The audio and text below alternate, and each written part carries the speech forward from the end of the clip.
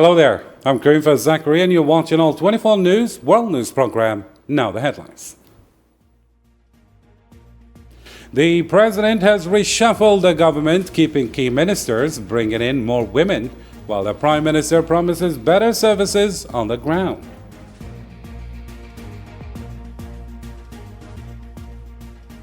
Also in our news, in Gaza, dozens have been killed in fresh Zionist strikes, raising fears the city could be wiped out. At the same time, people in 100 cities joined a hunger strike to protest starvation as Qatar pushes for real action to end the occupation.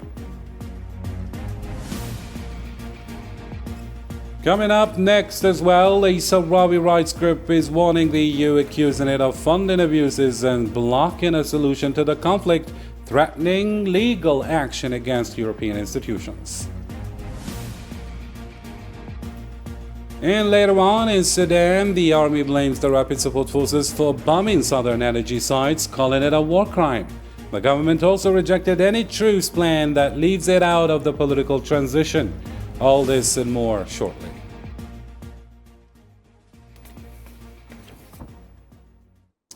Welcome back. It's great to have you with us tonight. We start in Algeria, where President Abdelmadjid Tebboune has carried out a major government reshuffle, bringing in 10 new ministers and creating fresh portfolios, including a General Inspectorate of State Services. Some ministries were also merged to streamline governance. The new cabinet, announced by presidential spokesperson Samira Goun, now counts 34 ministers and 3 secretaries of state, led by Prime Minister Saifi Ghreib. Following President Tebboun's cabinet reshuffle, let's take a closer look at the new government team and who's taken on which roles.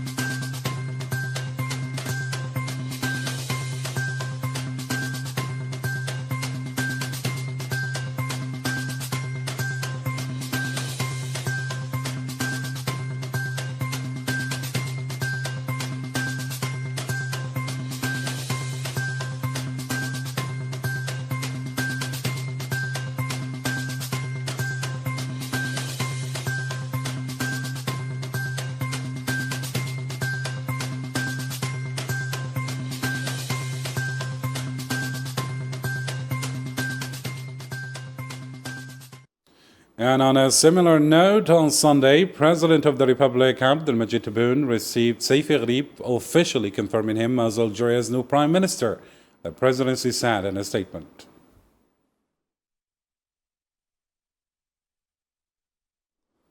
And after meeting with the President of the Republic Abdelmadjid Tebboune, Prime Minister Saifi Ghreib pledged to focus on citizens' needs, engage with all parts of society, and put the President's directives into action.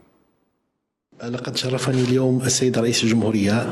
the President of the Republic honored me by appointing me as Prime Minister and initiating the formation of the new government. I have received all necessary instructions to ensure that the interests of the Algerian citizens are paramount and to work to advance the national economy toward the ranks befitting Algeria as a pivotal country regionally and internationally.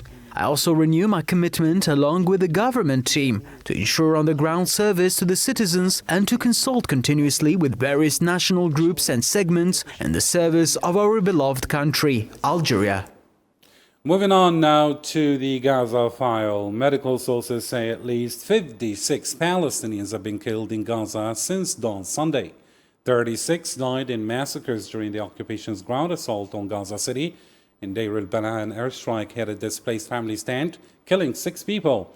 including 2 women and 3 children. 3 others were killed in Maghazi camp, while separate strikes on Khan Yunis left 11 more dead. There was a fire belt in the tower, and before we knew it, we fled. We couldn't get out because we had no money and no cars. The car loan needs 1,000 shekels or even 2,000 shekels, and we simply don't have that kind of money at all. We went south and came back from the south because there is no space there either. Now we're just sitting here under God's mercy. We don't know where to go. We need a solution to this situation. We want the Arab countries to help us and put an end to this. We're dying here. We've been suffering for 2 years, and our little children can't even sit down in peace.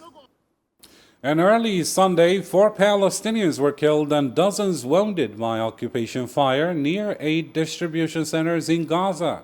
Later, Nasser Hospital in Khan Yunis reported 7 more deaths and 20 injuries, including women and children, after Zionist forces opened fire on crowds waiting for aid near the U.S.-Israeli distribution point in Shakush, north of Rafah.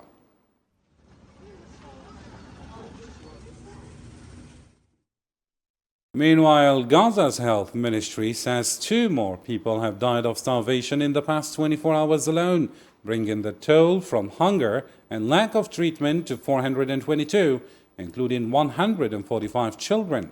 Since the UN declared a famine on August 22nd, at least 142 people have died, among them 30 children.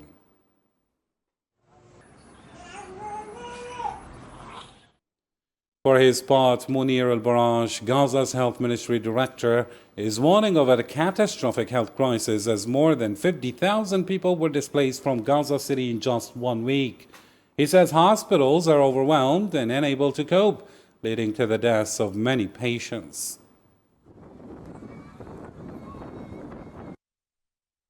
Gaza is facing health genocide and forced displacement. Hospitals in the south have exceeded their capacity by 300%. More than 1,671 healthcare workers have been martyred by Israeli fire, and over 15,000 Palestinians have been displaced from Gaza City in just 1 week. The occupation is preventing the entry of solutions needed to treat famine, and large numbers of people with chronic illnesses have died due to the lack of medication. And in other news, Gaza Civil Defense says more than 6,000 people were left homeless Saturday after occupation forces bombed residential buildings in a push to seize the city. Spokesman Mahmoud Basal said some residents were warned, but others were hit without notice, leaving deaths and injuries. He warned thousands of children now face hunger and a desperate lack of basic necessities.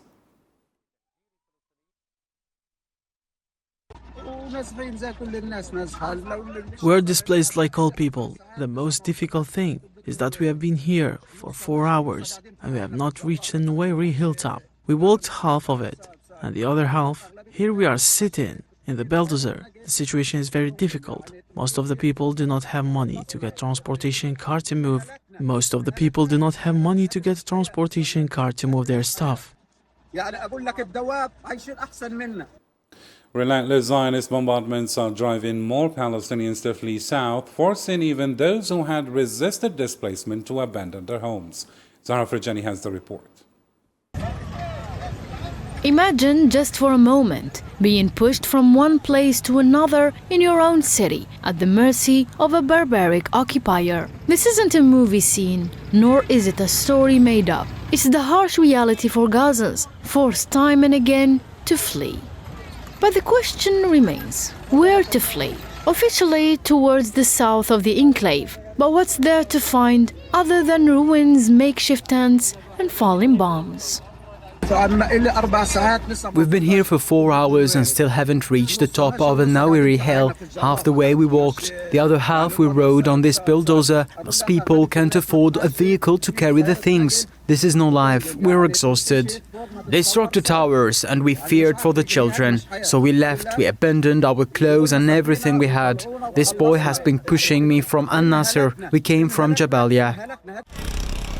Behind them, bombs rained down from Zionist aircraft, and thick clouds of smoke blanket the sky. Stretching for kilometers, the convoy of displaced moves slowly towards Khan Younis. Some cram into cars, others onto truck, carts, even wheelchairs. Many walk with nothing but the clothes on their backs.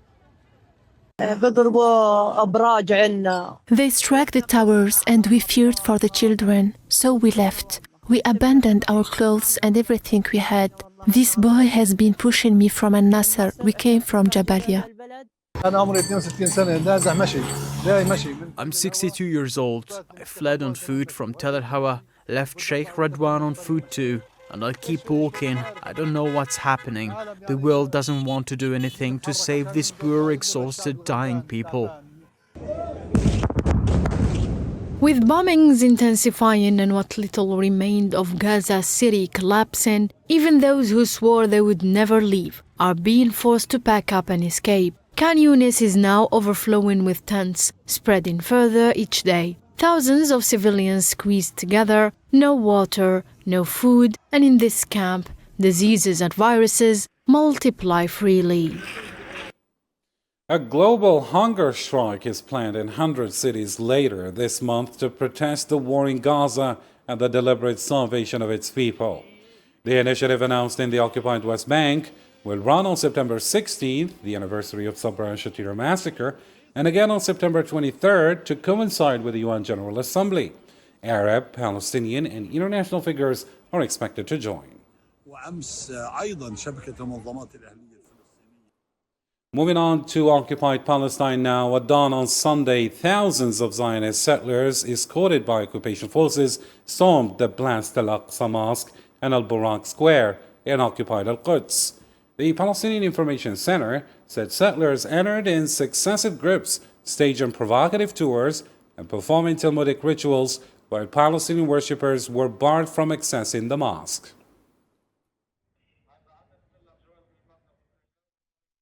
In another development, foreign ministers met in Doha on Sunday ahead of Monday's emergency Arab Islamic summit, called in response to Zionist attacks on Qatar. Reports the session was chaired by Qatari Prime Minister and Foreign Minister Mohammed bin Abdulrahman Al-Thani, with Arab League and OIC ministers taking part.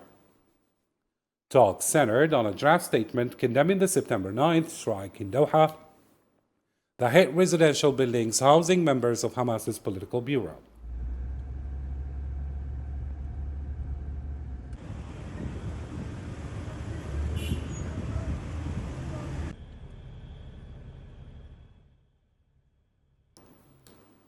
On the occasion, Qatari Prime Minister Mohammed bin Abdulrahman Al-Thani on Sunday called for concrete measures to stop the Zionist occupation. Speaking at the emergency Arab Islamic ministerial meeting in Doha, he urged the international community to end double standards and hold the occupation accountable for its crimes. Israel's continued violations of international law, humanitarian values, and diplomatic norms were manifested in the brutal attack that took place in broad daylight in the city of Doha, in a residential area that includes homes, schools, kindergartens, and diplomatic missions. The attack resulted in the martyrdom of a member of the security services and the death of several civilians. This assault can only be described as a state terrorism, a policy pursued by the current extremist Israeli government, which blatantly disregards international law and targets the security of the entire region in a brazen challenge to international legitimacy. It is time for the international community to put an end to its double standards and hold Israel accountable for all the crimes it has committed. For his part, Algerian Minister of State and Foreign Minister Ahmed Attaf arrived in Doha on Sunday to take part in Monday's emergency Arab Islamic summit. According to the Algerian Foreign Ministry, the summit will focus on the Zionist aggression against Qatar and offers member states of the Arab League and the OIC a chance to discuss regional developments and reinforce their collective stance. Marking International Democracy Day, Algeria's parliament called for bold steps to end the Zionist occupation. Council of the Nation Speaker Azouz Nasri said recognizing Palestine as a conscience awakening that must be matched with action, while National Assembly Speaker Ibrahim Bughali urged immediate efforts for a ceasefire and aid delivery.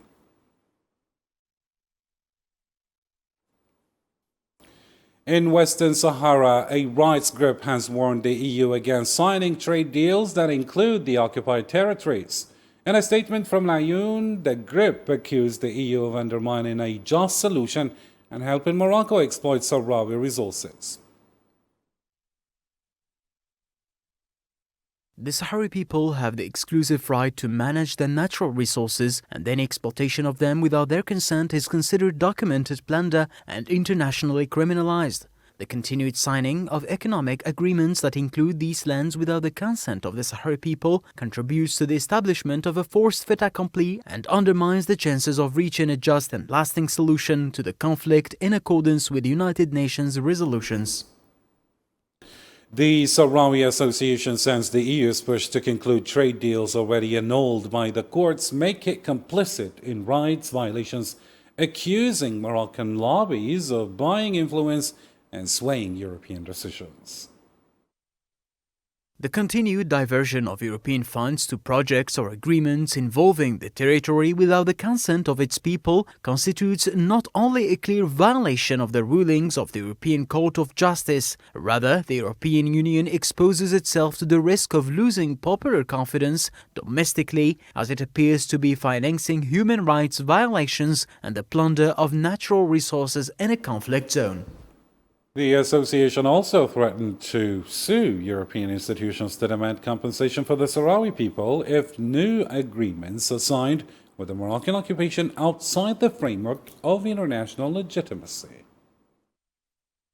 We clearly warn that persisting in signing agreements that breach European and international law could expose EU institutions, and by extension European taxpayers, to lawsuits requiring them to pay substantial compensation to the Sahrawi people, the rightful party excluded from these deals. Elsewhere in Africa, Sudan's army says rapid support forces carried out drone attacks Sunday on key sites in White Nile State, including the Dabakir power station, fuel depots, and an army airbase. The military says several drones were intercepted.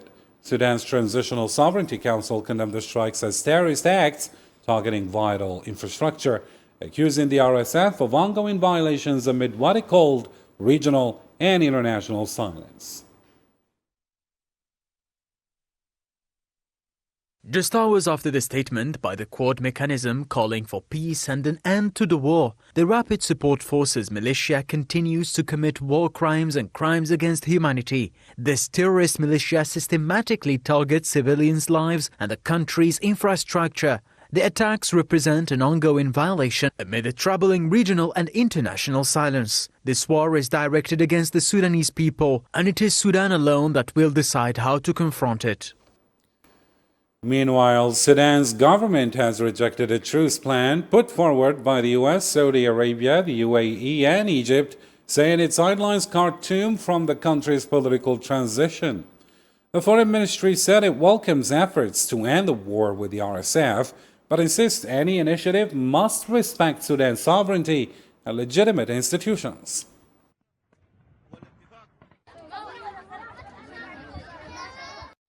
Moving on to another story in Africa still, Malawians are voting in the midst of a deep economic crisis with soaring prices, food shortages, and shaky trust in institutions. The election has become a decisive moment. Yassina Rikti reports. Malawians are heading to the polls this Tuesday in a crucial election that comes against the backdrop of a severe economic crisis marked by food and fuel shortages. Citizens are mobilizing to choose their next president, hoping the ballot will deliver change. Why should I vote for somebody? While I know that the vote, Chakwera is going to scoop a lot of votes. I'm going to vote for Chakwera because his leadership doesn't consist of tribalism, doesn't consist of regionalism. His leadership is of every Malawian. Everyone should vote. Make sure you bring your relatives from the villages so they can vote too, even if it means carrying them on a motorcycle.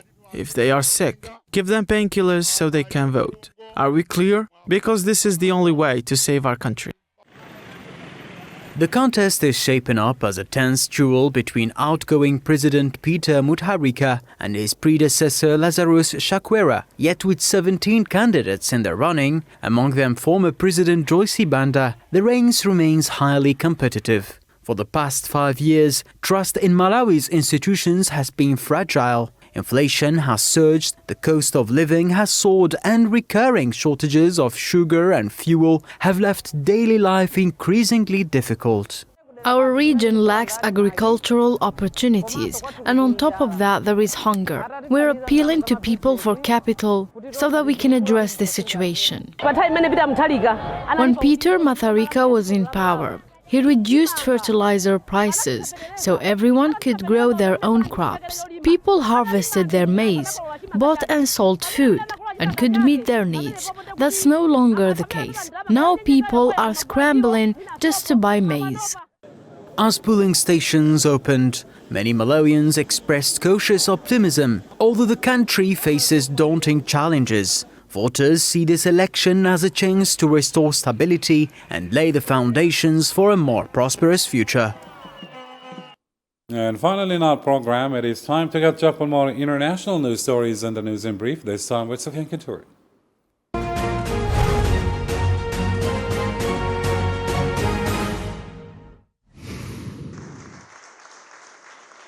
Iran warned Sunday against steps that could disrupt its deal with the IAEA, saying the second signed by FM Abbas Araghchi and Director Rafael Grossi matches the text approved by its nuclear committee. France's largest farmers' union called for a September 25th protest against President Macron's trade policies. Union head Arnaud Rousseau told Le Journal du Dimanche the planned EU-Mercosur free trade deal harms farmers by allowing imports that ignore France standards. Ukraine's Air Force said it carried out a successful drone strike on the Kirishi oil refinery in northwest Russia. Leningrad region governor Alexander Drozdenko reported the refinery as Russia's largest site caught fire after debris from a downed drone fell on the site. China and the United States opened trade talks Sunday at Madrid's Santa Cruz Palace, hosted by Spain's Foreign Ministry, U.S. Treasury Secretary Scott Bessent, and Trade Representative Jamieson Greer met Chinese Vice Premier He Lifeng and Chief Negotiator Li Chang to discuss economic and trade issues, notably the future of TikTok.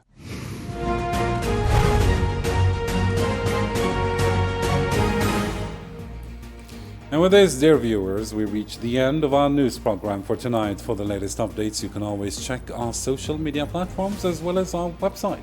Thanks for spending your evening with us, and have a great night.